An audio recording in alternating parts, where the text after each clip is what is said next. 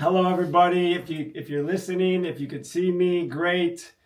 I am Jon Karcich. I appreciate you guys being here. Just a 30-second background because I'm assuming you're going to know why you're here, who's talking. But as a coach, I think anybody knows not to assume anything. That's when bad things happen. And so stepped away last year from coaching at the Division I level.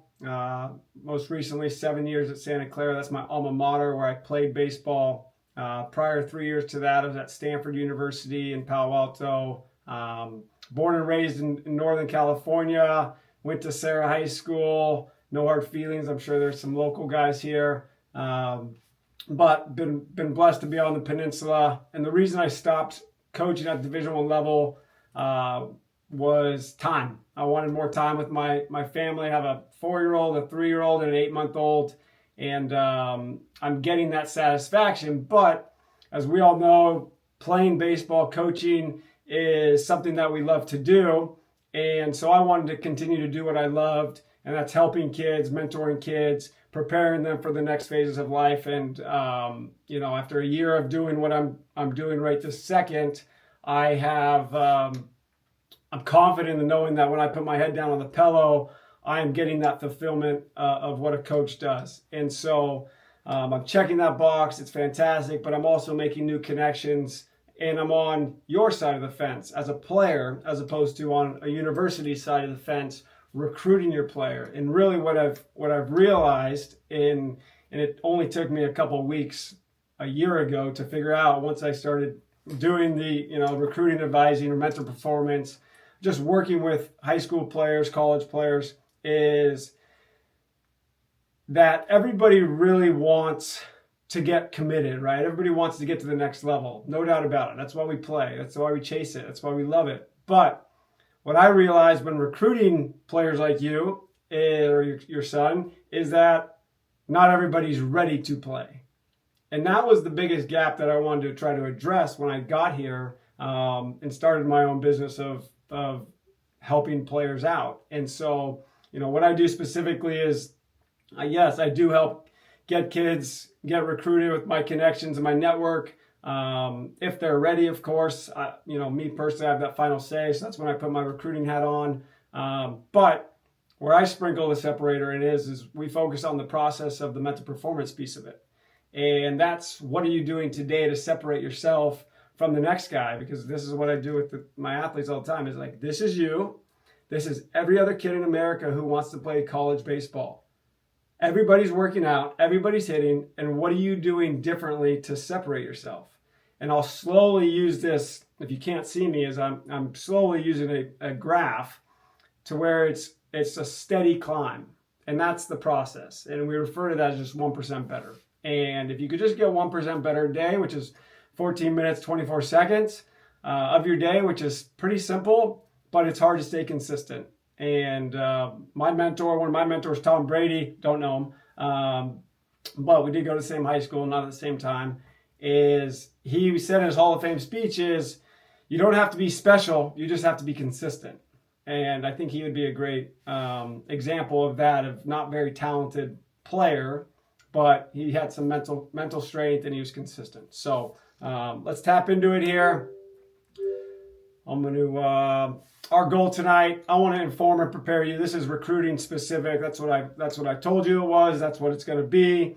We'll talk about uncommitted 2026s. August 1st prep for 27s, an exciting time. I'll share with you an ebook that I wrote that I really think could blend and mold your process wherever you're at. The beginning stages, the zero stage of recruiting, to the middle of it, to the visits, to offers, so on and so forth. I really do. I've gotten feedback that it's a nice reference to have in your back pocket as you go through this long process. Okay, and then we'll get into some questions from that side. So let's understand, as I get a sip of water here, let's understand that this is a process. And from my angle, I'm on the outside looking in on the players I work with, their process. And so they call me emotional, right? Is, oh, that guy's reached out to me. This would be amazing to go to LSU or the University of Hawaii. That would be sweet. There's a lot of steps to get there, okay? And what I remind them all the time is, let's not get caught up in the emotions of it. And this is what you really have to realize, and wherever you're at in your process, is when you look back in 10 years after you're done playing baseball and you have your 10-year reunion, and you're 32 years old, 33, and you're probably maybe married, have a family and a home, have a real job, stability, is what are you going to look back and value about your experience? Are you going to look back and say, our team was really good, but I didn't play? And if you think about in the moment there, when you're at school and you're not playing, that's not fun. Not playing isn't fun, right? And so are you going to just go to a school because it's the best school with the sweet sweatshirt and they compete for a conference championship every year, but you know you're not going to play? Well, that's not fun. It might be fun celebrating dogpiling, but think of the dog days of grinding that out, okay? And so the rebuttal to that is you want to be able to go somewhere where you can play and you can perform. Because I have friends and associates that went to a D3 and were all-American players and won championships or competed for a championship, and it was the time of their life. And I go to their wedding, and the 3, 4, 5 hitters are the best men in their groomsmen, right? And so, like, as you reflect back and life happens, you want to be able to look back and say, I got a great education at a place that is now helping me with my life, right? I networked enough within the culture of the community of the team. Those guys are now my best friends, and I played. Those three topics right there are going to allow you to have a great experience. And that is what it's about. Because right now in the transfer portal, the 5,000-6,000 players in there, I recruited some of those players that are in there that were highly touted, that didn't want to come to Santa Clara specifically in the past 6-7 years. How about that? We got fireworks for this. This is fantastic. That's great. That's a nice add-on I had. If you can't see it, fireworks display just went off. And so I recruited these guys in the transfer portal now. And what are they doing after they're leaving that Power 4, Power 5 school that they committed to that they haven't played yet? They're dropping down a level, right? And I know that they've had a great experience playing there, but they or being there, but they haven't played. And now it's 2-3 years that have passed by where they haven't played, and now they're finally realizing, let me go to a place where I could play, because playing is fun.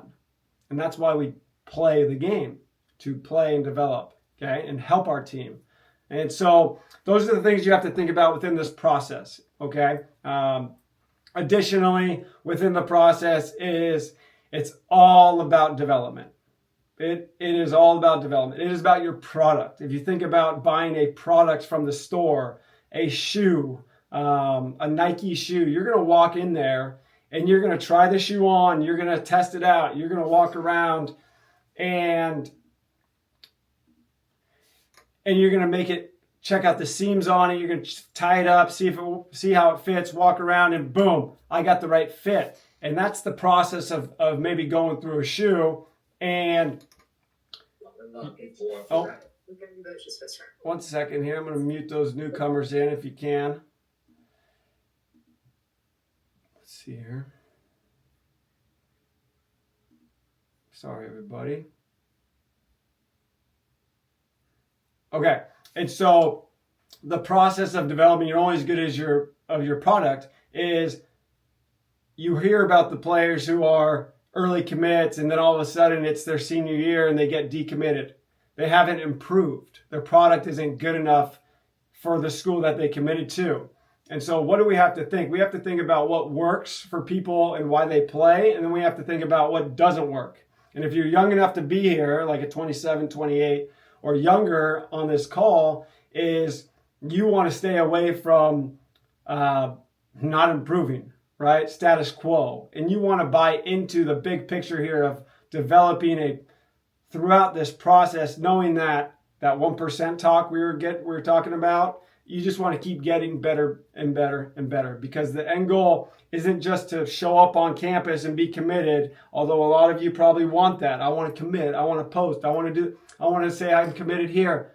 It's not about that. It's about the guy who's going to show up to campus and he's going to perform and he's going to help his team win and have a great experience from it. That's what it's about in the end. And if you can believe in that long-term process, then you're going to be better off. Okay? Recruiting is hard from a coach's perspective because coaches miss on players all the time. I went to watch a specific player. I didn't think he had what we were looking for, and he turns out to be a MLB draft pick and make it to the big leagues. I go to watch a player. I think he's got what we're looking for. He shows up on campus, and he's not the player we're looking for. Being tricked happens, okay? But you want to be consistent within your process of what you could offer to a school, okay? So recruiting is hard from that side of it. Additionally, with the roster change, if you're aware or unaware, I'm not going to assume you know this, the rosters are shrinking to 34. It's 40 last year. It's 34 now. In the fall, they have to make cuts in December.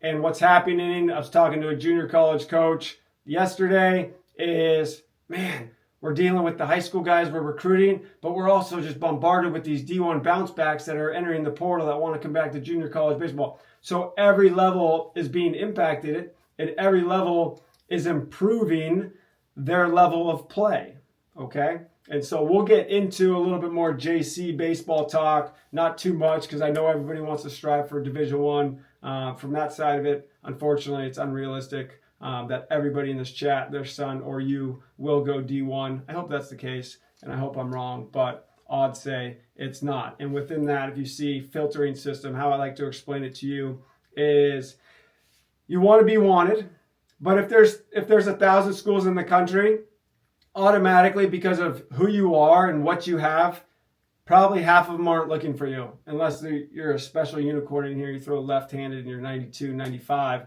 then everybody's going to want you. But let's be realistic. That's probably not the case here. And when you're around and looking for schools to filter it down, is half of them probably aren't a fit for you because of location, academics, weather within that. And then of those half, they come watch you play. As I said, you might not have a good game, so it's cut down in half again. And then, they don't want the 5'11" infielder, they want the 6'2" infielder, so it's cut down in half again. And now we're just filtering down the system of who actually does want us, right? And being wanted is really important in this relationship because they're going to invest in you a little bit more and have that buy-in, all right? And as that school you're starting to choose, understand that the culture and the head coach and how they treat people is extremely important, because you act like the 5 people you hang around with, and you're going to be around a coaching staff for 60% of the year. And so they're going to rub off on you. They're going to teach you how to become a young man. And we go back to the experience. That's extremely important. So uncommitted 2026s, don't panic. Stop panicking. All right. It is what it is. They're not looking for 26s as actively as they were 2 years ago, 4 years ago. Okay. And this is what I want you to realize is we're in the long game. It's not when you commit. It's just a matter of when the first day of school happens in a year from now for you, when you enter a college, is that you walk through the door with every other player that was committed to that school. Because once you walk through the door and you're in the locker room, it is fair game for you to outcompete that person. And that's the mindset you have to have. Keep betting on yourself. Keep developing. Keep separating yourself from the competition. And just know that somebody out there wants you.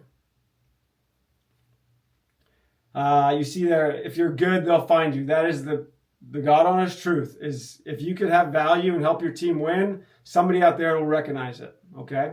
How coaches recruit, by position. They want, I kid you not, this is not a lie. I was reaching out to California Division I schools today, right? Probably 2 hours ago. I sent 30 text messages. Said, hey, what's your most recent, and this is a week-to-week thing, what's your most recent needs? I tallied it up. We had shortstop, starters, left-handed hitters, and then there was like 2 power bats and 2 catchers. And so if you're training here, if you're an outfielder, the odds are against you automatically to be wanted for a Division I school. That's because where are they going to go? They're going to go to different levels before they come to you. But if you're good, they'll find you. And so they're going to tap into, hey, let's wait around for the transfer portal bat that pops up from the outfielder. Because there's a lot of outfielders. There's a lot of right outfielders. There's a lot of 6 foot, 195, 215 pound right outfielders. Okay? And so as you go through it, do they want the experienced guy for 2 years at a Division I school or a junior college, or do they want the high school guy that's not sure what we're going to get when he gets on campus? Okay, and I'm talking averages here across the country in terms of what schools want. Of course, the top dogs, the SEC, they're going to get whoever they want out of the portal. But the middle of the pack, they might not get the guy that they want, so they got to go to the next guy. And who's the next guy after the transfer portal? That's the junior college guy. And who's the next guy after the junior college guy? That's the high school guy. And that's just how, specifically here, coaches look at their recruiting.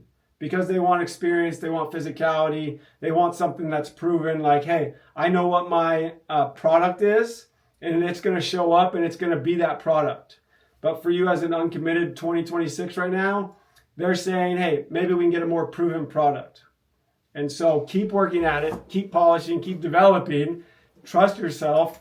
And then as the season goes along next year, you prove them wrong with consistency, and they'll come knocking, they'll dump somebody else, and they'll pick you up because you're good enough, and they'll find you. That's literally how it works. If you have value, a team will want you.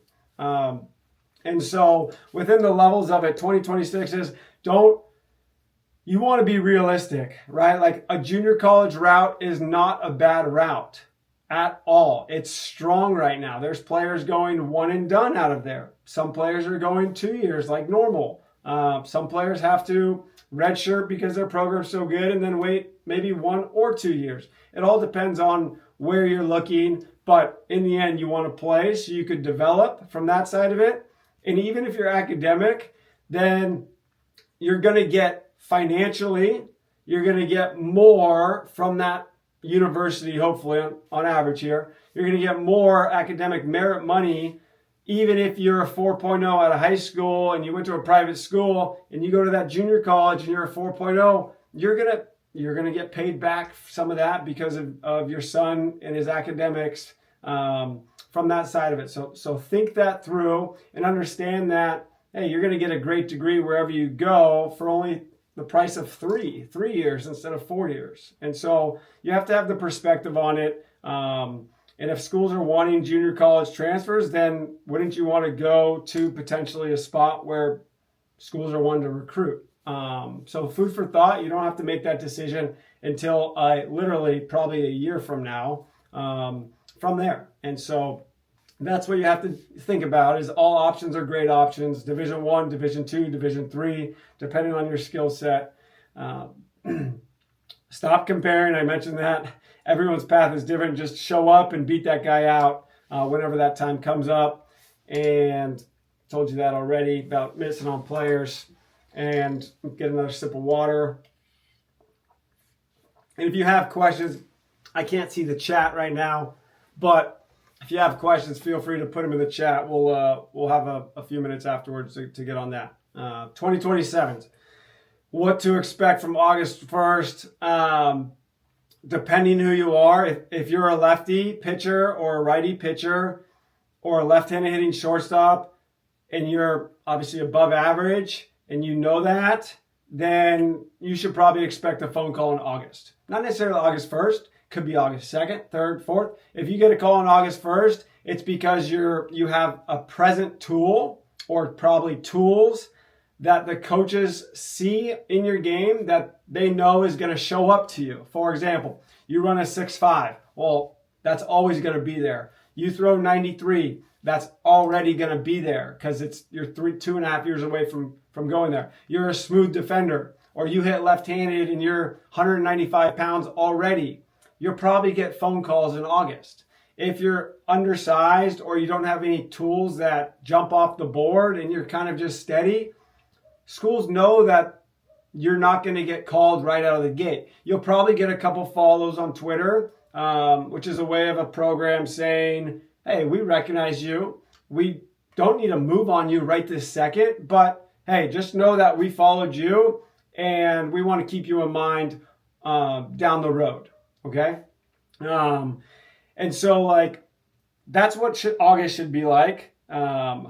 If you're really good, there might be somebody really good here, is you could probably get offered in August. And then what it is every school is going to call, and here's the difference between what I took pride in as a recruiting coordinator. Not saying I was great, but I took pride in the consistency. If 10 schools called you in August 1st, they're just putting their name in there to put the name in the hat.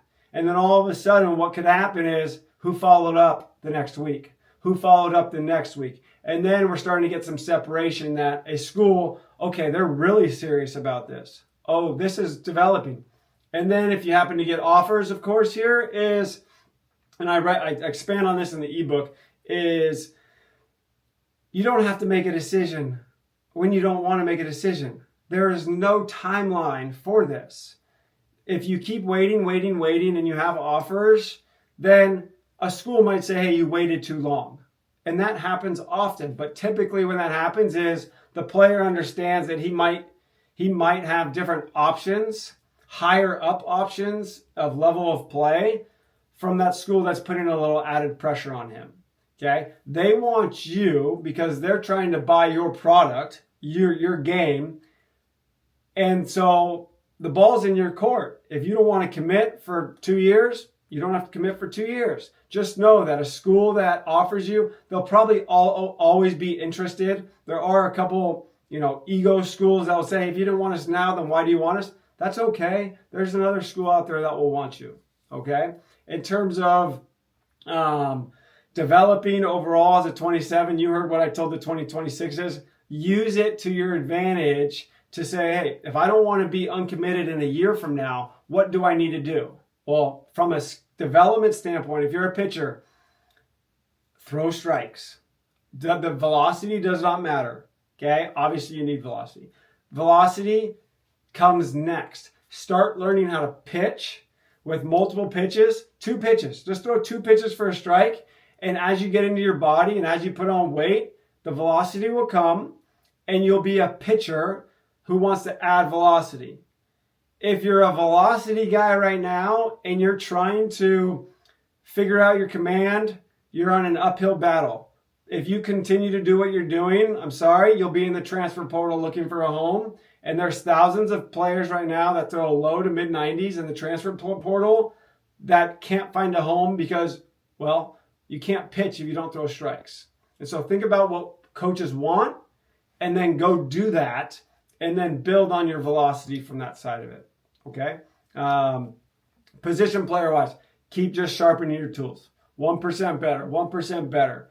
And trust that process of developing, knowing that if I keep getting better, somebody out there will want me. And it's not about when I commit or when my recruiting process starts. It's about just when I graduate high school, I need to have a home. And if you have that mindset of, hey, I'm going to wait till my senior year to commit, you'd be so surprised of the opportunities that are going to come your way by the time your senior year is there, right? And so instead of chasing the short-term instant gratification that we're all guilty of nowadays, play the long game.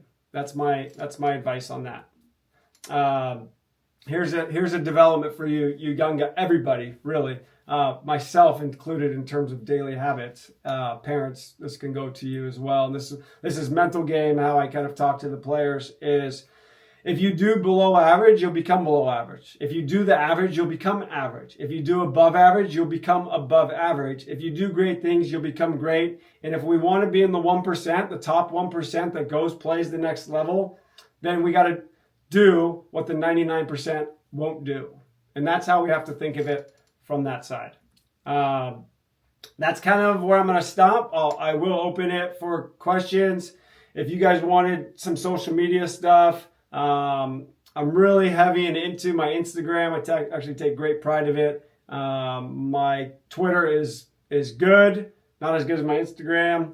I started a podcast 2 months ago. I post a 3-minute message on Monday, Wednesday, Friday, and that's about recruiting and mental performance, really. And all those thoughts are just notes that I've had in my notebook that I've accumulated over the past 15 years of my playing and coaching experience. And then additionally, YouTube, all those episodes go onto YouTube if you're more into that. The recruiting playbook or the ebook, if you scan that QR code, or if you would go to my website, jonkarcich.com, and then the shop button, you'll see the ebook. I put it for today, and I'll leave it for tomorrow, 75% off.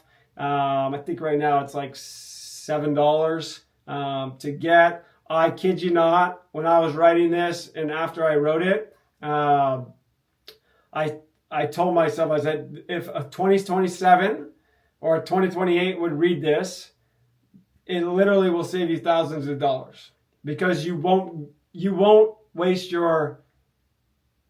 chase something. You won't go chase that tournament that's in Timbuktu that there might be one coach at. You would say, hey, I'm going to take that, because you could literally do this. Is you take that $5,000 that's supposed to be that trip this fall for playing travel ball. If you're not ready to be recruited, you probably shouldn't go all the way out there unless you're having just the time of your life with the boys of your life on that team. Then you break that down as a family.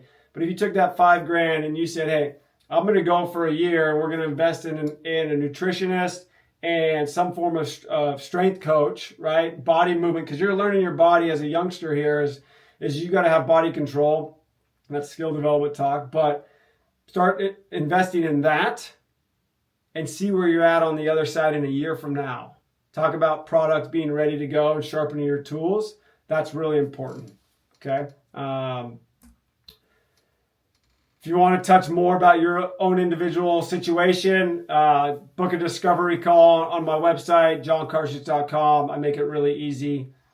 I will look at a chat here. Stop sharing. Saw a chat come through.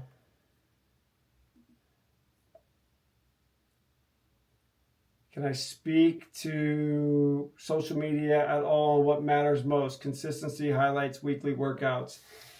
It goes about the product. Are you ready to be recruited? And I explain it and kind of give the relationship here is if you're going to take your car and you're going to sell it at the shop or the car dealership, is your car ready to be sold? Do you have a flat tire? Is the engine not in there? Is the steering wheel gone? Does it not have is the leather ripped? Like anything and everything, is it ready? Is it polished? Is it ready to be sold that day? If it's not ready to be sold, you don't need to waste your time or energy on social media or emailing coaches. Just because everybody says they're emailing coaches and there's platforms out there to email coaches and get on. If you're not good and I get an email from you, I'm just deleting it. If you go to a camp and you're 5'7", 125 pounds and you throw 75 miles an hour, aside from the experience, you're not getting recruited.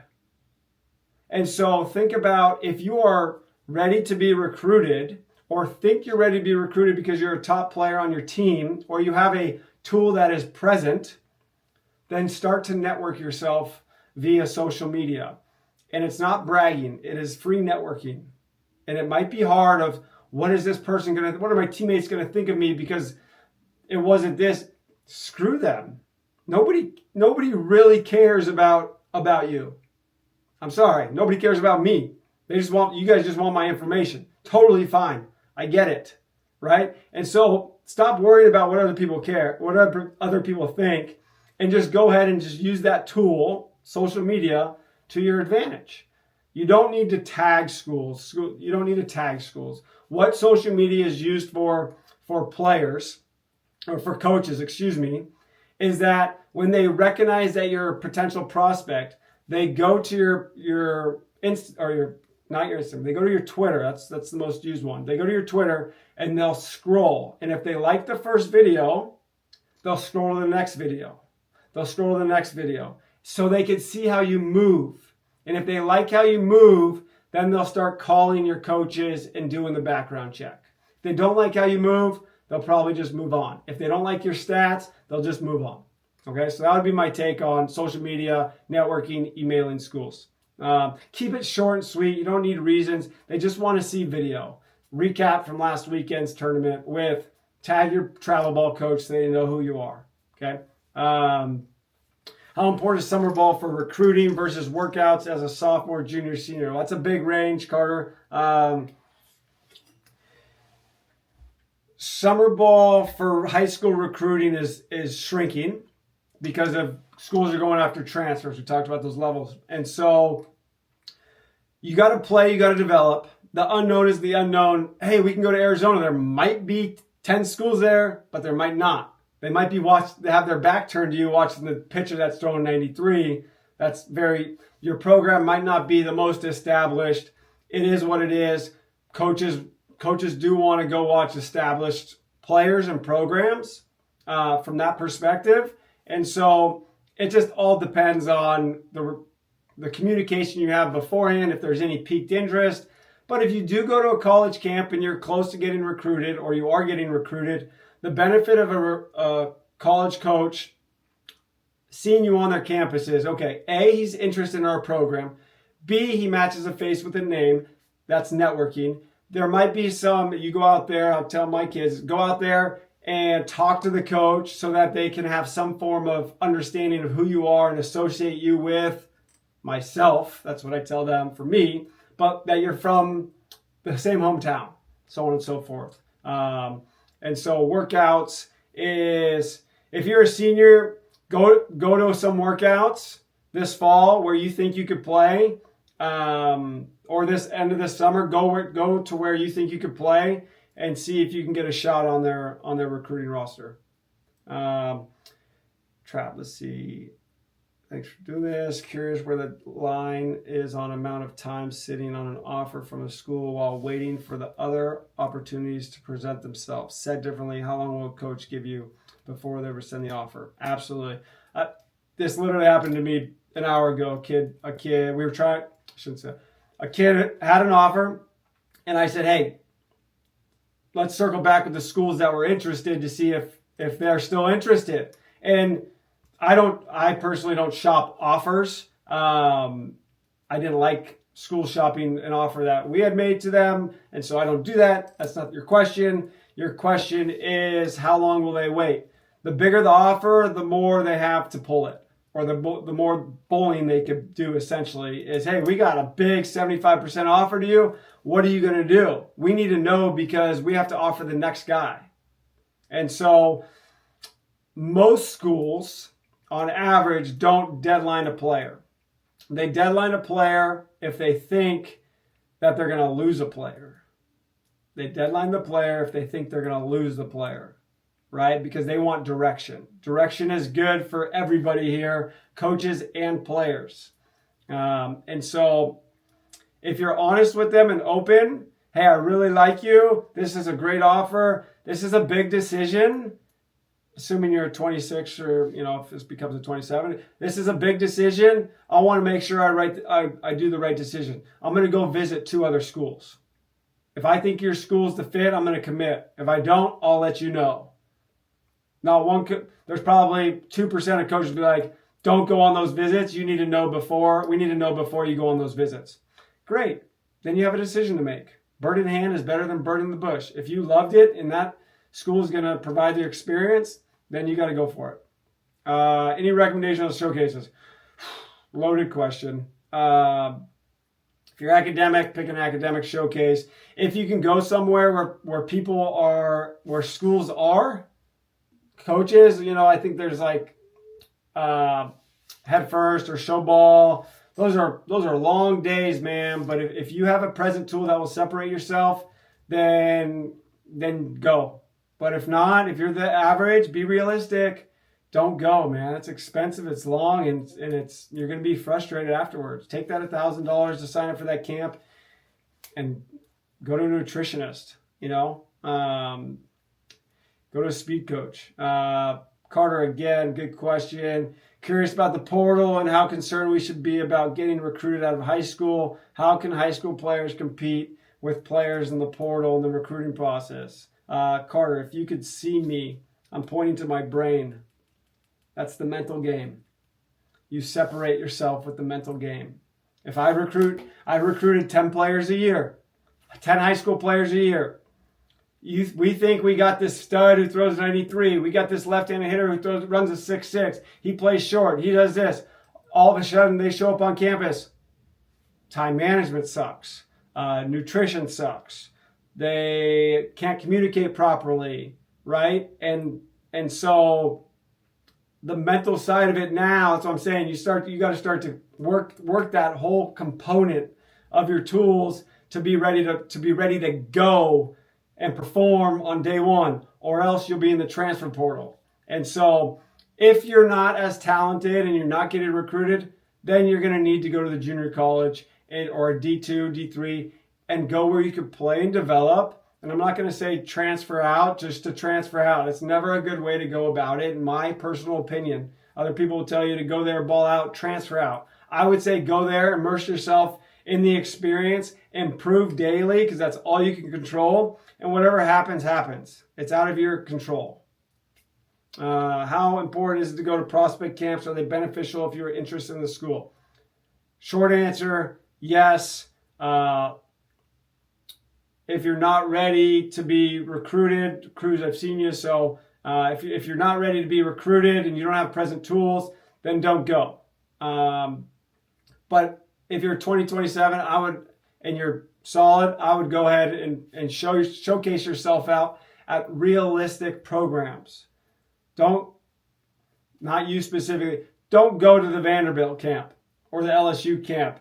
They probably don't even have one. Don't even go to that camp just because it's like, I want to experience it. If you want to do it just to experience the SEC, go for it. That's up to you. But if you want to say, I'm going to get recruited by LSU, then you're wasting your time.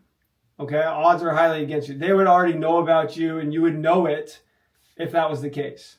Okay? Not to say in a year from now they're not going to be knocking on your door. But I would pick 2, maybe 3 over the next, within the next 4 months, this end of summer and fall, and experience it and see where you stack up with the players that they're recruiting. And then that gives you direction on what you need to get better at. Any other question? Yeah, can I ask you a question? Can you hear me? Great. Gotcha.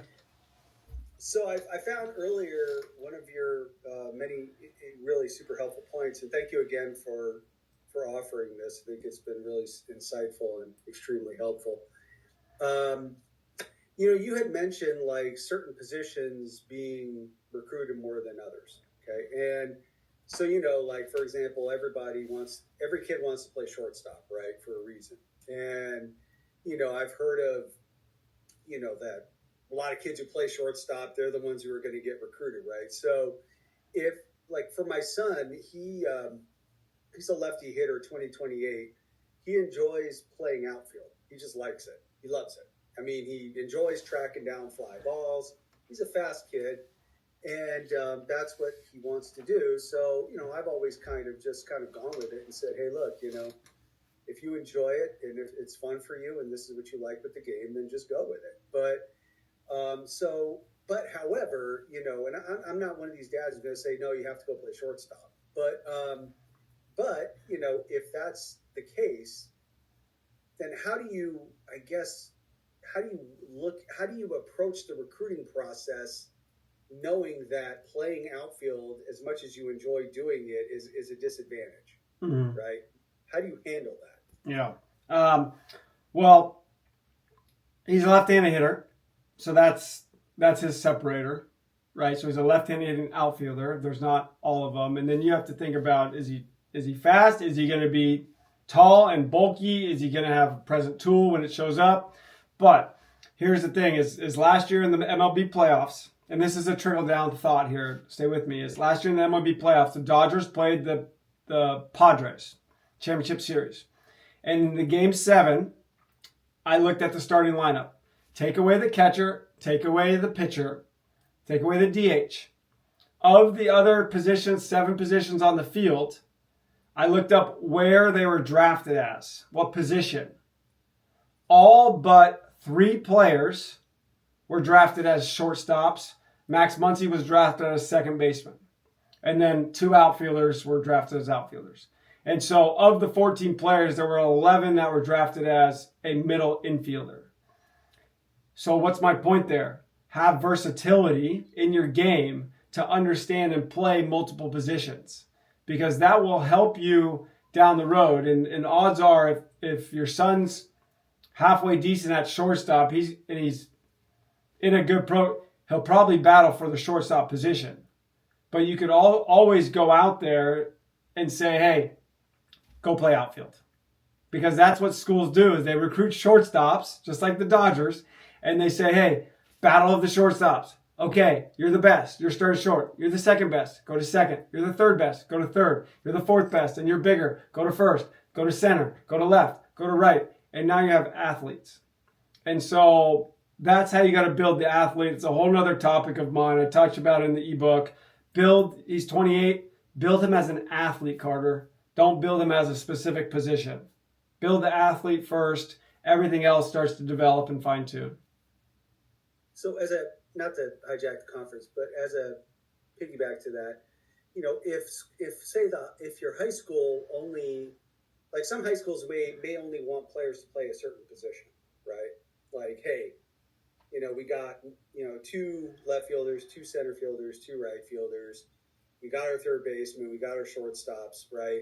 And, if you happen to fall into outfield and that's what you play for that high school, right? Mm. How do you approach that? I mean, do you think like the player should talk to the coach about that? I mean, if the high school's philosophy is we want, 2 guys at every position and those 2 guys are going to play that position the whole season, how do you approach that? Like, do you talk to the coach about that? Like, what do you do? Yeah. Yes, I don't want to sound like a smart ass. Communicating to the coach, this is for everybody, is communicate with your coach, right? And he's a young guy, and once again, I don't know what his story is, but just talk to the coach. Coach, I've been working a lot at shortstop, at middle infielder. Hey, just give me a shot at it. If I stack up, great. If not, because then you build trust. When you talk to the coach, people, you build trust with the coach, and he understands your angle of it. Don't go in there and complain to the coach. Think about this from the aspect of helping the team win. Coach, hey, I've been working my butt off on the middle infielder. I would love a shot to take ground balls there. If you think I could stick, let's do it. If not, I can go out to the outfield. But I know I can play outfield. I like playing outfield. But if you don't say anything, you don't get fed, right? So communicate. That's the bottom line. You're not playing. Coach, I want to be able to help the team. I know I'm not playing. What do I got to do more of? Perform in practice, then perform in the game, and build trust. It's the biggest word a coach and a player in a relationship could have, is trust. A lot of people badmouth their coaches. Well, those people aren't playing. Those people are talking behind the coach's back. Don't do that. Have your son walk up to the coach in a private setting and say, Coach, can I talk to you? I want to play more. I want to be like the senior Mikey in 2 years. What do I have to do that? That's trust. Thank you. Yeah. Kenji, I'll probably take one more question here. As a smaller size player, how can you stand out from bigger players? I'll give you a quick story and I'll give you a better answer. Is I was recently at the USA Baseball NTIS, a workout, right? A level 2 of many levels to be a national team. And there were different age groups. This age group specifically was 14 and under. So they're 13-year-olds. And there was some really good players, like big leaguers player there. And then there was this little kid. And I'm talking little, like, I don't know, he's 5'3". And what did he do that stuck out? Talked, was in the right place at the right time. He played short. He caught. He was the first one on the field. He was the guy running the hard 90 when he popped up. He was doing every little thing right. And this is the whole idea that I get it. I love. I've put it on social media before. Is why is it that the bigger player gets passed by the undersized guy? Because the undersized guy has to know how to beat the more talented player. So Kenji, when you're working, and if you're not undersized here, take this mentality so you can be an absolute dude, is I need to know the IQ and be in the right spot at the right time. I need to have good habits, good time management. I need to know, the signs properly and just the details of the game to separate yourself because you're undersized. And I tell you, as coaches love trust, we would offer a smaller player, because we knew that he's going to help our team win. He's undersized. He might not hit the 3-run jack to win us the game, but he's going to do everything right. And that's what you have to do as a smaller player. You have to do everything right.